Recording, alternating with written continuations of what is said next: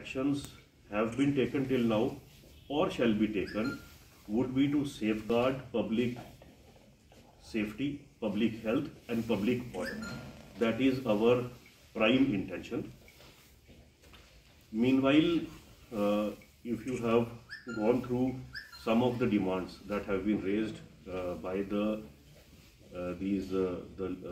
union, they have mentioned that because of the unbundling, there have been certain disadvantages to them. I would like to bring forth the point that already it has been clarified, codified, and the government order issued in writing once this unbundling was done around 2 years back, that none of the service condition, the pay structure, the salary, the pensionary benefits, none of it would be altered to the disadvantage of any of the employees of the Power Development Department.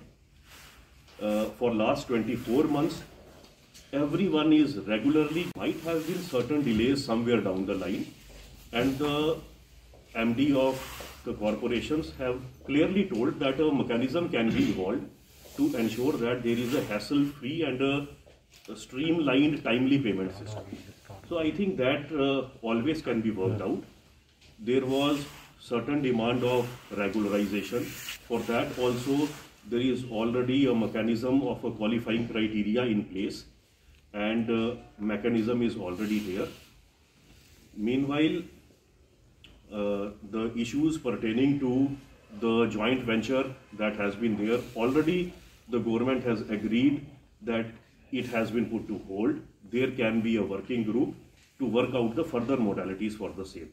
So if you have yourself gauged, the government has already acceded to all the demands, and as we said during the briefing also that was there a few hours back with the union leaders, certain policy related issues and service related issues, they cannot be decided off the cuff and orders issued on the spot.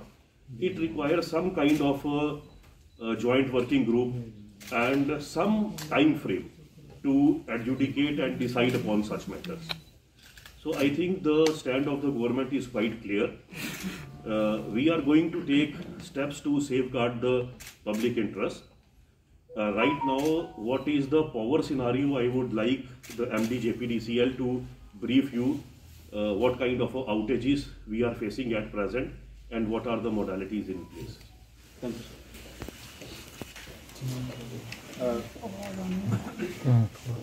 Regarding the power scenario in the Jammu province, the 10 districts which are covered in Jammu province.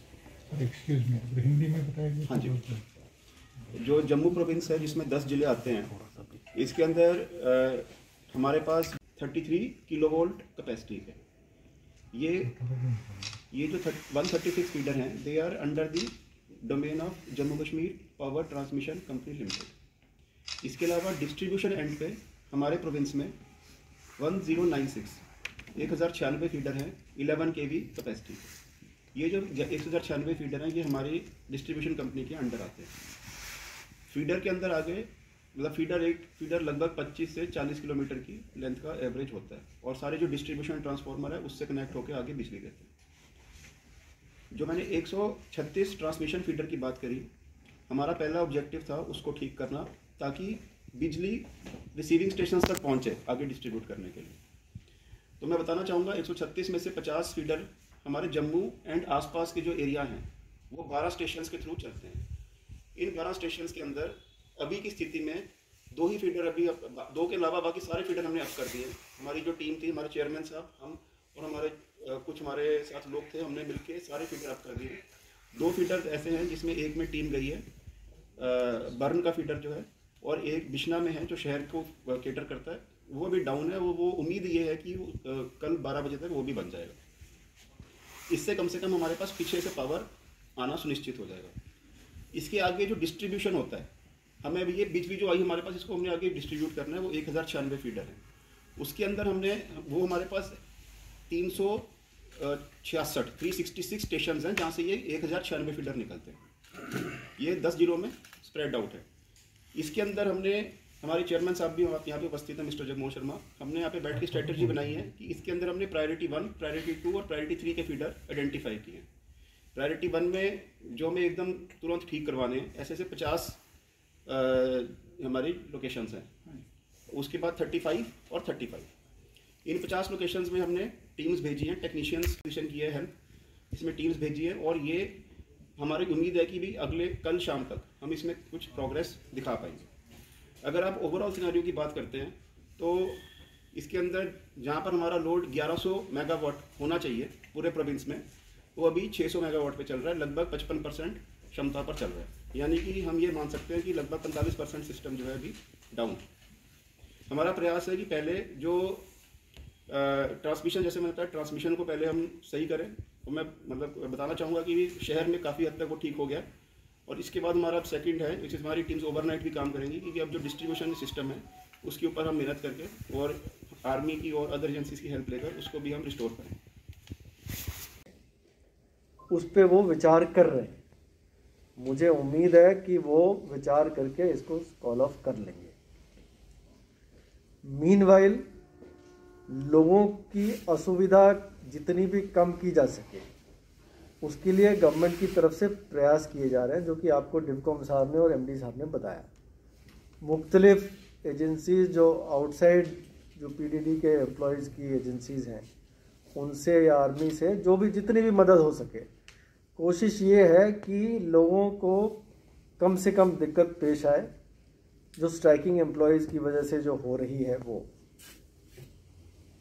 अभी भी हमारी बातचीत का सिलसिला जारी रहेगा और मुझे उम्मीद है कि ये जो स्ट्राइकिंग एम्प्लॉयज़ हैं वो हमारे आश्वासन से आश्वस्त हो जाएंगे और अपनी स्ट्राइक को कॉल ऑफ कर लेंगे। और हम अपने प्रयास में किसी तरह की कोई कमी नहीं रखेंगे।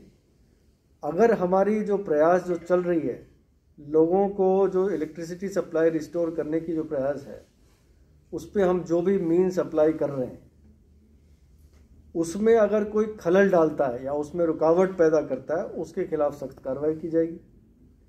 उस पर कोई ये ना समझे कि वो उसको बख्शा जाएगा।